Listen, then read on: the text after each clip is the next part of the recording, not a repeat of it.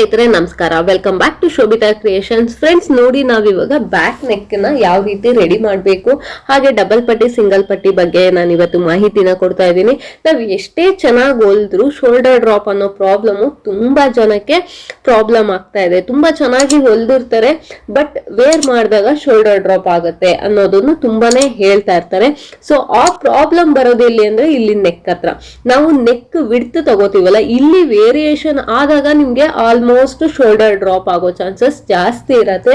ಈ neck width ನೀವು ತಗೊಂತಿರಲ್ಲ, ಅದನ್ನ ಕರೆಕ್ಟ್ ಆಗಿ ತಗೋಬೇಕು. ನೋಡಿ, ಈಗ ನಾನು ನೆಕ್ ವಿಡ್ತ್ ಇಲ್ಲಿ 4 ಇದೆ.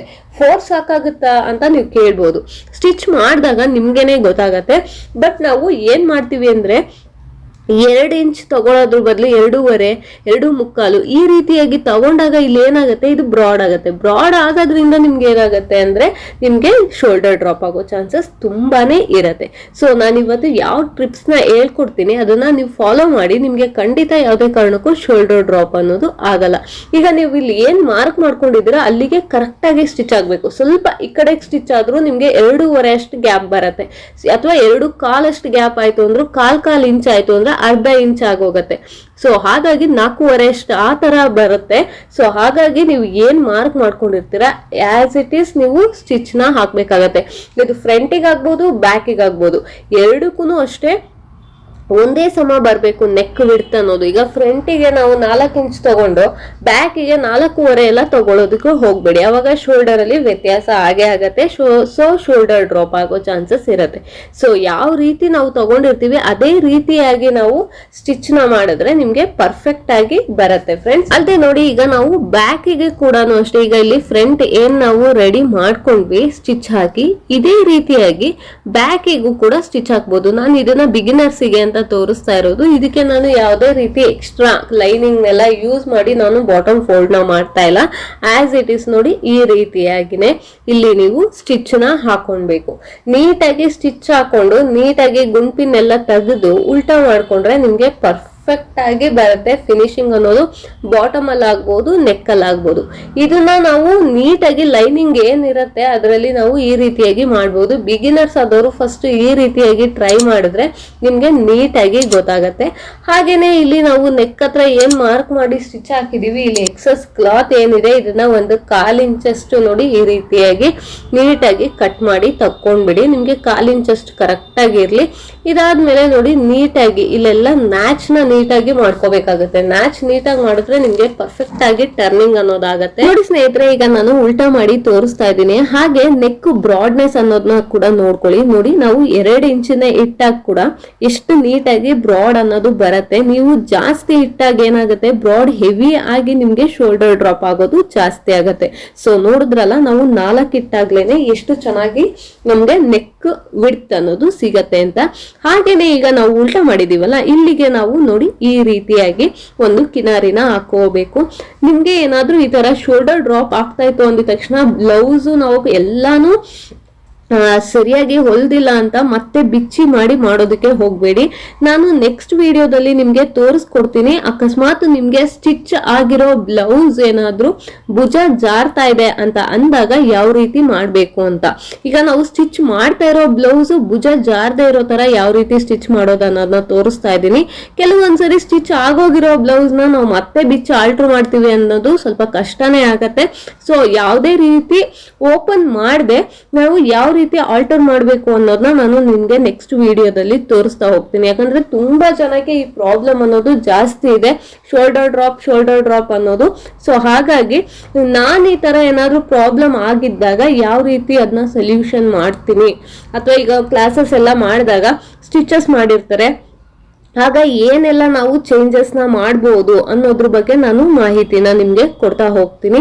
ಈಗ ನೋಡಿದ್ರಲ್ಲ, ಇಲ್ಲಿ ಎಡ್ಜಿಗೆ ಸ್ಟಿಚ್ ಹಾಕಿದ್ವಿ. ನಾನು ಇದಕ್ಕೆ ಯಾವುದೇ ರೀತಿ ನೆಕ್ ಫಿನಿಶಿಂಗಿಗೆ ಬೇರೆ ಕ್ಲಾತ್ ನೆಲ್ಲ ಬಳಸಿಲ್ಲ, ಲೈನಿಂಗ್ ಏನ್ ಬಳಸಿದೀವಿ ಅಷ್ಟನ್ನೇ ಬಳಸಿರೋದು. ನೋಡಿ, ಈಗ ಇಲ್ಲಿ ಬಾಟಮ್ ಅಲ್ಲಿ ಕೂಡ ಒಂದು ಕಿನಾರಿನ ಹಾಕೊಂಡಿದ್ದೀನಿ. ಹಾಗೇನೆ ಇಲ್ಲಿ ನಾವು ಸ್ಟಿಚ್ ನ ಹಾಕೋಬೇಕು. ಯಾಕಂದ್ರೆ ನೋಡ್ತಾ ಇದ್ದೀರಾ ಅಲ್ವಾ, ಲೈನಿಂಗ್ ಅನ್ನೋದು ಪರ್ಫೆಕ್ಟ್ ಆಗಿ ನಾವು ಕಟಿಂಗ್ ನ ಮಾಡ್ಕೊಂಡಿದೀವಿ. ಅಲ್ಲದೆ ಈಗ ಮೇನ್ ಫ್ಯಾಬ್ರಿಕ್ ಅಲ್ಲಿ ಎಕ್ಸಸ್ ಕ್ಲಾತ್ ಎಲ್ಲ ಇದೆ. ಸೊ ಹಾಗಾಗಿ ಈ ರೀತಿಯಾಗಿ ಒಂದು ಸ್ಟಿಚ್ ನ ಹಾಕೊಂಡು ಎಕ್ಸಸ್ ನ ಟ್ರಿಮ್ ಮಾಡ್ಕೊಂಡ್ರೆ ನಿಮ್ಗೆ ಪರ್ಫೆಕ್ಟ್ ಆಗಿ ಕೂತ್ಕೊಳ್ಳುತ್ತೆ. ವಿಡಿಯೋ ನೋಡ್ಬೇಕಾದ್ರೆ ಲೈಕ್ ಮಾಡಿ ಫ್ರೆಂಡ್ಸ್, ನೀವು ಮಾಡೋ ಲೈಕ್ ಇಂದ ತುಂಬಾ ಜನಕ್ಕೆ ವಿಡಿಯೋ ರೆಕಮೆಂಡ್ ಆಗುತ್ತೆ. ಅಲ್ಲದೆ ನಿಮ್ ಫ್ಯಾಮಿಲಿ ಫ್ರೆಂಡ್ಸ್ ರಿಲೇಟಿವ್ಸ್ ಗೆ ಆದಷ್ಟು ವಿಡಿಯೋನ ಶೇರ್ ಮಾಡಿ. ಹಾಗೆ ಪಕ್ಕದಲ್ಲಿರೋ ಬೆಲ್ ಐಕಾನ್ ನ ಕ್ಲಿಕ್ ಮಾಡಿ. ನಾವು ಮಾಡೋ ಪ್ರತಿಯೊಂದು ವಿಡಿಯೋದು ನಿಮ್ಗೆ ನೋಟಿಫಿಕೇಶನ್ ಕೂಡ ಬರುತ್ತೆ.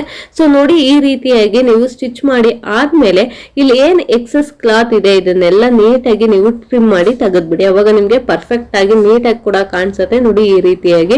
ಈಗ ನಿಮ್ದು ಏನು ಮಾರ್ಜಿನ್ ಲೈನ್ ಇದೆ ಅಲ್ಲಿಗೆ ನೋಡಿ ಈ ರೀತಿಯಾಗಿ ಡಬಲ್ ಫೋಲ್ಡ್ ಮಾಡಿ ಮಾರ್ಕ್ ನ ಮಾಡ್ಕೊಳ್ಳಿ. ಯಾಕೆ ಇಲ್ಲಿ ಬ್ಯಾಕಿಗೆ ಡಾರ್ಟ್ ನ ಹಿಡಿಬೇಕಲ್ಲ, ಅದಕ್ಕೆ. ಈಗ ಡಾರ್ಟ್ ಗೆ ನೋಡಿ ನಾನು 4.5 ಇಂಚಿಗೆ ಈ ರೀತಿಯಾಗಿ ಉದ್ದನ ಮಾರ್ಕ್ ನ ಮಾಡ್ತಾ ಇದ್ದೀನಿ. ಈ ರೀತಿಯಾಗಿ ಡಾರ್ಟ್ ಗೆ ನಾವು ಮಾಡ್ಕೊಂಡ್ರೆ ಏನಂದ್ರೆ ಬ್ಯಾಕ್ ಅಲ್ಲಿ ಡಾರ್ಟ್ ಅನ್ನೋದು ತುಂಬಾನೇ ಪರ್ಫೆಕ್ಟ್ ಆಗಿ ಕುತ್ಕೊಳ್ಳುತ್ತೆ, ತುಂಬಾ ಚೆನ್ನಾಗಿ ಕೂಡ ಕಾಣುತ್ತೆ. ಇದನ್ನ ನಾವು ಡೆಕೋರೇಟಿವ್ ಆಗುವ ಹಾಗೆ ಫಿಟ್ಟಿಂಗ್ ಎರಡಕ್ಕೂ ಕೂಡ ನಾವು ಈ ಡಾರ್ಟ್ ನ ಬಳಸ್ತೀವಿ. ಸೊ ಇಲ್ಲಿ ನೀವು ಡಾರ್ಟ್ ಹಿಡಿಬೇಕಾದ್ರೆ ಆದಷ್ಟು ಈ ತರ ರೆಕ್ಸಿನ್ ಕ್ಲಾತ್ಸ್ ಎಲ್ಲ ಆಯ್ತು ಅಂತ ಅಂದಾಗ ಈ ರೀತಿಯಾಗಿ ಫಸ್ಟ್ ಒಂದು ಸ್ಟಿಚ್ ನ ಹಾಕೊಳ್ಳಿ. ಯಾಕೆಂದ್ರೆ ನಾವು ಡಾರ್ಟ್ ಹಿಡಿದಾಗ ಕೆಲವೊಂದ್ಸರಿ ಏನಾಗುತ್ತೆ ಅಂದ್ರೆ ಲೈನಿಂಗ್ ಸೇರಿರುತ್ತೆ ಅಥವಾ ಮೇನ್ ಫ್ಯಾಬ್ರಿಕ್ ಗೆ ಸೇರೇ ಇರಲ್ಲ, ಆ ರೀತಿಯಾಗಿ ಬರುತ್ತೆ. ಅವಾಗ ನಿಮ್ಗೆ ಅಷ್ಟು ನೀಟಾಗಿ ಫಿನಿಶಿಂಗ್ ಅನ್ನೋದು ಬರಲ್ಲ. ಸೊ ಹಾಗಾಗಿ ಎರಡು ಕ್ಲಾತ್ ಸೇರ್ಕೊಂಡ ಹಾಗೆ ಬಂದ್ರೆ ನಿಮ್ಗೆ ಫಿನಿಶಿಂಗ್ ತುಂಬಾನೇ ಚೆನ್ನಾಗಿ ಬರುತ್ತೆ. ಡಾರ್ಟ್ ಹಿಡಿಯೋದು ಒಂದು ಲುಕಿಂಗ್ ಕೂಡ ಚೆನ್ನಾಗಿ ಬರ್ಲಿ ಅಂತ ಫಿಟ್ಟಿಂಗ್ ಗೆ ಕೂಡ. ಸೊ ಲುಕಿಂಗ್ ಚೆನ್ನಾಗಿ ಬರ್ಬೇಕು ಅಂದ್ರೆ ಇಲ್ಲಿ ಶಾರ್ಪ್ ಎಡ್ಜ್ ಏನ್ ಬಂದಿದೆ ಇದೆರಡೂನು ಸೇರ್ಬೇಕು. ಹಾಗೇನೆ ನೋಡಿ ಈ ರೀತಿಯಾಗಿ ಕುತ್ಕೋಬೇಕಾಗತ್ತೆ. ಈ ರೀತಿಯಾಗಿ ಕುತ್ಕೊಂಡಾಗ ಎರಡು ಕ್ಲಾತ್ ಸೇರಿ ಕುತ್ಕೊಂಡಾಗ ನಿಮ್ಗೆ ಏನಾಗತ್ತೆ, ಒಂದು ಶಾರ್ಪ್ ಎಡ್ಜ್ ಇಂದ ಈ ರೀತಿಯಾಗಿ ಕ್ರಾಸ್ ಆಗಿ ತಗೊಂಡಾಗ ತುಂಬಾನೇ ಚೆನ್ನಾಗಿ ಕುತ್ಕೊಳ್ಳುತ್ತೆ ನಮ್ಗೆ ಸ್ಟಿಚ್. ನಾನೀಗ ಉಲ್ಟಾ ಮಾಡಿ ತೋರಿಸ್ತೀನಿ ನೋಡಿ ಎಷ್ಟು ನೀಟಾಗಿ ಕಾಣುತ್ತೆ. ನೀವು ವೇರ್ ಮಾಡಿದಾಗ ಕೂಡ ಅಷ್ಟೇ ಡಾರ್ಟ್ ಅನ್ನೋದು ನೀಟಾಗಿ ಕಾಣುತ್ತೆ. ನೋಡಿ ಈ ರೀತಿಯಾಗಿ ಕಂಡ್ರೆ ಅವಾಗ ನಿಮ್ಗೆ ಚೆನ್ನಾಗಿ ಬಂದಿದೆ ಅಂತ. ಸೊ ಇಷ್ಟ ಆದ್ಮೇಲೆ ನಾವೀಗ ಇಲ್ಲಿ ಡಬಲ್ ಪಟ್ಟಿ ಸಿಂಗಲ್ ಪಟ್ಟಿ ಮಾಡ್ಕೋಬೇಕಾಗತ್ತೆ. ಸೊ ನೋಡಿ ಇಲ್ಲಿ ಸೆಂಟರ್ ಗೆ ಮಾರ್ಕ್ ಮಾಡಿ ಈ ರೀತಿಯಾಗಿ ಕಟ್ ನ ಮಾಡ್ಕೋತಾ ಇದ್ದೀನಿ. ಕಟ್ ಮಾಡಿದ್ಮೇಲೆ ಒಂದು ಸ್ಟಿಚ್ ನ ಹಾಕೊಳ್ಳಿ ಫ್ರೆಂಡ್ಸ್, ಅವಾಗ ನಿಮ್ಗೆ ಪರ್ಫೆಕ್ಟ್ ಆಗಿ ಕುತ್ಕೊಳ್ಳುತ್ತೆ. ಹಾಗೆ ಇಲ್ಲಿ ನೋಡಿ ಡಬಲ್ ಪಟ್ಟಿ ಸಿಂಗಲ್ ಪಟ್ಟಿಗೆ ನೋಡಿ ಈ ರೀತಿಯಾಗಿ ಕ್ಲಾತ್ ನ ತಗೊಂಡಿದ್ದೀನಿ. ಟಾಪ್ ಅಲ್ಲಿ ಮತ್ತೆ ಬಾಟಮ್ ಅಲ್ಲಿ ಎರಡು ಸೈಡ್ ನೋಡಿ ಈ ರೀತಿಯಾಗಿ ಫೋಲ್ಡ್ ಮಾಡ್ಕೋಬೇಕು. ನೀವು ಡಬಲ್ ಪಟ್ಟಿ ಸಿಂಗಲ್ ಪಟ್ಟಿ ಯಾವ ತರ ಮಾಡ್ತೀರಾ ಅನ್ನೋದು ಫಿನಿಶಿಂಗ್ ಆಗೋಗಿದೆ. ಈಗ ನಾವು ಜಸ್ಟ್ ಡಬಲ್ ಪಟ್ಟಿ ಸಿಂಗಲ್ ಪಟ್ಟಿಲಿ ಕೂಡ ಫಿನಿಶಿಂಗ್ ಮಾಡ್ಬೇಕು ಅನ್ನೋದ್ರಿಂದ ಈ ರೀತಿಯಾಗಿ ಮಾಡ್ಬೇಕಾಗತ್ತೆ. ನೋಡಿ ಈ ರೀತಿಯಾಗಿ ನೀವು ಸ್ಟಿಚ್ ನ ಹಾಕೊಂಡ್ಮೇಲೆ ನೋಡಿ ಇಲ್ಲಿ ಟಾಪ್ ಅಲ್ಲಿ ಕೂಡ ಅಷ್ಟೇ ನೋಡಿ ಈ ರೀತಿಯಾಗಿ ನೀವು ಫೋಲ್ಡ್ ನ ಮಾಡಿ ಸ್ಟಿಚ್ ನ ಹಾಕೊಳ್ಳಿ. ಅವಾಗ ನಿಮ್ಗೆ ನೀಟಾಗಿ ಟಾಪ್ ಮತ್ತೆ ಬಾಟಮ್ ಎರಡು ಸೈಡ್ ಫಿನಿಶಿಂಗ್ ಆಗಿರುತ್ತೆ. ಫಿನಿಶಿಂಗ್ ಆಗಿಲ್ಲ ಅಂದಾಗ ಬೇಕಾದ್ರೆ ಟಾಪ್ ಬಾಟಮ್ ಫೋಲ್ಡ್ ಮಾಡದೇ ಇದ್ರು ನಡೆಯುತ್ತೆ. ನಮ್ದು ನೆಕ್ ಫಿನಿಶಿಂಗ್ ಕೂಡ ಆಗಿರೋದ್ರಿಂದ ನಾವು ಎರಡು ಸೈಡ್ ಫೋಲ್ಡ್ ಮಾಡಿ ಸ್ಟಿಚ್ ಹಾಕೊಂಡಾದ್ಮೇಲೆ ನೋಡಿ ಇಲ್ಲಿ ಎಡ್ಜಿಗೆ ಕಿನಾರಿ ಹಾಕ್ತಾ ಇದ್ದೀನಿ. ಇದು ಸಿಂಗಲ್ ಪಟ್ಟಿ ಅಂದ್ರೆ ನಾವು ಉಕ್ಸ್ ಪಟ್ಟಿ ಅಂತೀವಲ್ಲ ಅದು. ಅದಕ್ಕೆ ನಾವು ಈ ರೀತಿಯ ಕಿನಾರಿ ಏನಕ್ಕೆ ಹಾಕ್ತಿವಿ ಅಂದ್ರೆ ಇಷ್ಟು ಫೋಲ್ಡ್ ಆಗತ್ತೆ. ನಾವು ಎಷ್ಟು ಕಿನಾರಿ ಎಷ್ಟು ಕ್ಲಾತ್ ನ ತಗೊಂಡಿರ್ತೀವಿ ಅಷ್ಟು ಪೂರ್ತಿಯಾಗಿ ಫೋಲ್ಡ್ ಆಗತ್ತೆ. ಸೊ ಅದಕ್ಕೋಸ್ಕರನೇ ನಾವು ಅಳತೆ ತಗೋಬೇಕಾದ್ರೆ ಉಕ್ಸ್ ಪಟ್ಟಿಯಲ್ಲಿ ತಗೊಳ್ಳೋದು. ನೋಡಿ ಈ ರೀತಿಯಾಗಿ ಫೋಲ್ಡ್ ಮಾಡಿ ನೀಟಾಗಿ ನೀವು ಸ್ಟಿಚ್ ನ ಹಾಕಿ, ಅವಾಗ ನಿಮ್ಗೆ ಪರ್ಫೆಕ್ಟ್ ಆಗಿ ಕೂತ್ಕೊಳ್ಳುತ್ತೆ. ನೋಡಿ ಈ ರೀತಿಯಾಗಿ. ಅಲ್ಲದೆ ನೀವು ಡಬಲ್ ಪಟ್ಟಿ ಸಿಂಗಲ್ ಪಟ್ಟಿ ಅಟ್ಯಾಚ್ ಮಾಡಿದಾಗ ಏನಾಗುತ್ತೆ, ಒಂದು ಡಬಲ್ ಪಟ್ಟಿ ಉದ್ದ ಇರುತ್ತೆ, ಸಿಂಗಲ್ ಪಟ್ಟಿ ಚಿಕ್ಕ ಇರುತ್ತೆ, ಈ ರೀತಿ ಆಗ್ತಾ ಇರುತ್ತೆ. ಈ ರೀತಿ ಆಗ್ಬಾರ್ದು. ಡಬಲ್ ಪಟ್ಟಿ ಸಿಂಗಲ್ ಪಟ್ಟಿ ಎರಡು ಒಂದೇ ಸಮ ಬರ್ಬೇಕು. ಒಂದೇ ಸಮ ಬಂದಾಗ ನಿಮ್ಗೆ ಉಕ್ಸ್ ಹಾಕ್ದಾಗ ಕೂಡ ವೇರಿಯೇಷನ್ ಅನ್ನೋದು ಕಾಣಲ್ಲ. ಹಾಗೆ ಸ್ಟಿಚ್ ಮಾಡಿದಾಗ್ಲೂ ಕೂಡ ಅಷ್ಟೇ ತುಂಬಾ ಸತಿ ಏನಾಗಿರುತ್ತೆ ಅಂದ್ರೆ ಒಂದು ಉದ್ದ ಒಂದು ತುಂಡ ಈ ರೀತಿಯಾಗಿ ಆಗಿರುತ್ತೆ, ಮತ್ತೆ ಕಚ್ಚಾ ಈಚೆಗೆಲ್ಲ ಬಂದಿರುತ್ತೆ. ನೋಡ್ಕೊಂಡು ಮಾಡಿ. ಈಗ ಡಬಲ್ ಪಟ್ಟಿ ಮಾಡ್ತಾ ಇದ್ದೀನಿ ನೋಡಿ. ಇದನ್ನು ಅಷ್ಟೇ ಟಾಪ್ ಮತ್ತೆ ಬಾಟಮ್ ಎರಡು ಸೈಡು ನೀಟಾಗಿ ಈ ರೀತಿಯಾಗಿ ಫೋಲ್ಡ್ ಮಾಡಿ. ನೀವು ಇಲ್ಲಿ ಸ್ಟಿಚ್ ಹಾಕ್ಬೇಕಾದ್ರೂ ಅಷ್ಟೇ ತೀರಾ ತುದಿಗೆ ಹಾಕ್ಬೇಡಿ. ನಿಮ್ದು ಏನು ಮಾರ್ಜಿನ್ ಲೈನ್ ಬಿಟ್ಕೊಂಡಿರ್ತೀರಲ್ಲ ಅದಕ್ಕೆ ಕರೆಕ್ಟ್ ಆಗಿ 1/4 ಇಂಚಷ್ಟಕ್ಕೆ ಸ್ಟಿಚ್ ಹಾಕಿ, ಅವಾಗ ಕ್ಲೀನ್ ಆಗಿ ಬರುತ್ತೆ. ನೋಡಿ ಈ ರೀತಿಯಾಗಿ. ಈಗ ಇದನ್ನ ಉಲ್ಟಾ ಮಾಡ್ಕೊಂಡಾದ್ಮೇಲೆ ನೋಡಿ ನೀಟಾಗಿ ಈ ರೀತಿಯಾಗಿ ಫೋಲ್ಡ್ ಮಾಡ್ಕೋಬೇಕು. ಹೀಗೆ ಫೋಲ್ಡ್ ಮಾಡಿ ಸ್ಟಿಚ್ ಹಾಕೊಂಡಾಗ ನಿಮ್ಗೆ ತುಂಬಾನೇ ಪರ್ಫೆಕ್ಟ್ ಆಗಿ ಬರುತ್ತೆ. ನೋಡಿ ಈ ರೀತಿಯಾಗಿ ಪರ್ಫೆಕ್ಟ್ ಆಗಿ ಬಂದಾಗ ಏನಾಗುತ್ತೆ ಅಂದ್ರೆ ನಿಮ್ಗೆ ಕಚ್ಚಾ ಎಲ್ಲೋ ಔಟ್ ಸೈಡ್ ಬರಲ್ಲ, ನೀಟಾಗಿ ಫಿನಿಶಿಂಗ್ ಅನ್ನೋದಾಗತ್ತೆ. ನೋಡಿ ಈ ರೀತಿ ಎಡ್ಜಿಗೆ ನೀವು ಸ್ಟಿಚ್ ಹಾಕಿದಾಗ ಫಿನಿಶಿಂಗ್ ಅನ್ನೋದು ತುಂಬಾನೇ ಚೆನ್ನಾಗಾಗತ್ತೆ. ಹಾಗೆ ಟಾಪ್ ಮತ್ತೆ ಬಾಟಮ್ ಅಲ್ಲೂ ಅಷ್ಟೇ ನೀಟಾಗಿ ನೀವು ಸ್ಟಿಚ್ ಹಾಕಿ ಇದನ್ನ ಕವರ್ ನ ಮಾಡ್ಬೇಕಾಗತ್ತೆ. ಕವರ್ ಮಾಡಿದಾಗ ನೀಟಾಗಿ ಬರುತ್ತೆ. ಹಾಗೇನೆ ಇಲ್ಲಿ ನಾನು ದಾರ ಹಾಕೋದಕ್ಕೆ ನೋಡಿ ಈ ರೀತಿಯಾಗಿ ಮಾರ್ಜಿನ್ ನ ಮಾರ್ಕ್ ನ ಮಾಡ್ತಾ ಸ್ಟಿಚ್ ಹಾಕ್ತಾ ಇದ್ದೀನಿ. ಇಲ್ಲಿ ಕರೆಕ್ಟ್ ಆಗಿ ನೋಡಿ 1/4 ಇಂಚಿ ಕರೆಕ್ಟ್ ಆಗಿ ಈ ರೀತಿಯಾಗಿ ಸ್ಟಿಚ್ ಹಾಕೊಂಡ್ರೆ ತುಂಬಾನೇ ಚೆನ್ನಾಗಿ ಬರುತ್ತೆ. ಇಲ್ಲಿ ನೋಡಿ ಈ ರೀತಿಯಾಗಿ ಮಾಡ್ಕೊಂಡಾಗ ನಿಮ್ಗೆ ವೇರಿಯೇಷನ್ ಆಗಲ್ಲ. ಅಲ್ಲದೆ ನಾವು ಈಗ ಉಕ್ಸು ಹಾಕಿದಾಗ ಇಲ್ಲಿ ಫ್ರಂಟ್ ಅಲ್ಲಿ ಆಗ್ಬೋದು, ಬ್ಯಾಕ್ ಅಲ್ಲಿ ಆಗ್ಬೋದು, ಹೀಗೆ ಓಪನ್ ಅಪ್ ಆಗೋ ಚಾನ್ಸಸ್ ಇರುತ್ತೆ. ಈ ರೀತಿಯಾಗಿ ಮಾಡಿದಾಗ ನಿಮ್ಗೆ ಯಾವುದೇ ಕಾರಣಕ್ಕೂ ಓಪನ್ ಆಗಲ್ಲ.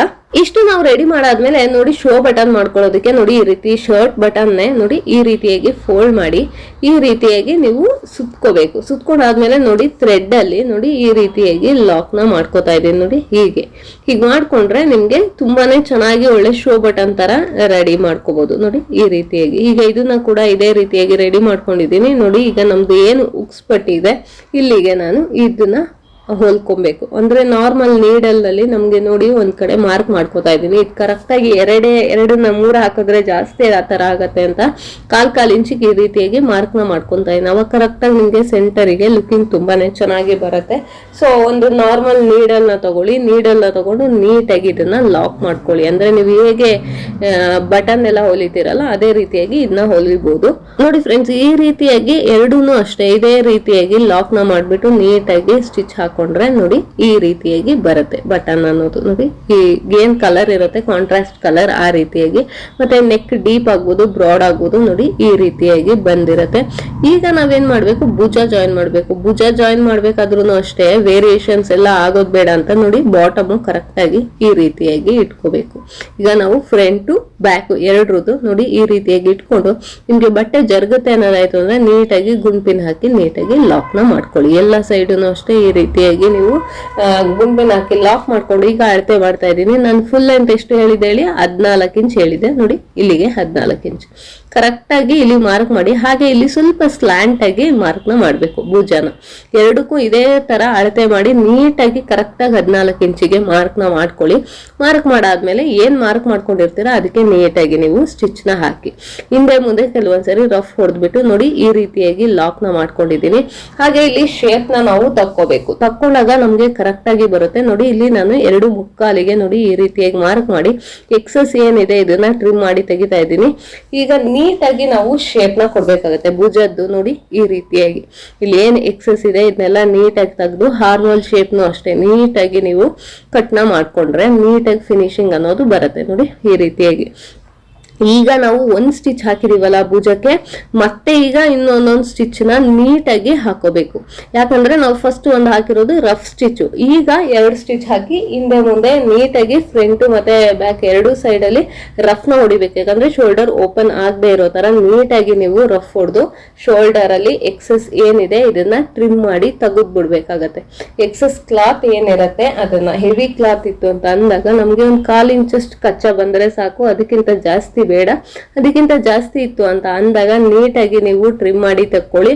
ಅಲ್ಲದೆ ನಾನು ನಿಮಗೆ ಹೇಳಿದೆ ಭುಜಕ್ಕೆ ಒಂದ್ 2 ಸ್ಟಿಚ್ ಹಾಕಿ ಹಾಗೆ ರಫ್ ಹೊಡಿಬೇಕು. ನೀವು ಎರಡೂ ಸೈಡು ರಫ್ ಹೊಡಿಬೇಕು. ಯಾಕೆಂದ್ರೆ ನಾವು ಸ್ಲೀವ್ ಎಲ್ಲ ಅಟ್ಯಾಚ್ ಮಾಡ್ತೀವಲ್ಲ, ಸ್ಲೀವ್ ಅಟ್ಯಾಚ್ ಮಾಡಿದಾಗ ಕೆಲವೊಂದ್ಸರಿ ನಾವು ಕ್ಲೀನ್ ಆಗಿ ರಫ್ ಹೊಡೆದಿಲ್ಲ ಅಂದ್ರೆ ಅಲ್ಲಿ ಓಪನ್ ಆಗೋ ಚಾನ್ಸಸ್ ಇರುತ್ತೆ.